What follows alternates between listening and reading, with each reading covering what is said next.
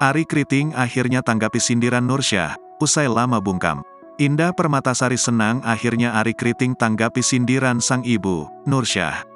Hal ini disampaikan Indah Permatasari yang senang Arie Kriting tanggapi sindiran Nursyah. Diketahui, Nursyah sempat menuding Arie Kriting menggunakan ilmu hitam untuk mendapatkan Indah Permatasari. Lama memilih bungkam, Arie Kriting akhirnya memberi tanggapan mengenai tudingan mertuanya itu dengan mengunggah konten di media sosialnya.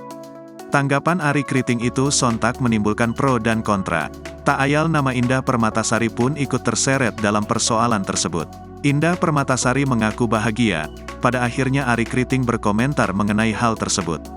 "Justru aku seneng ya, akhirnya Bang Arie ngomongin ini," kata Indah Permatasari.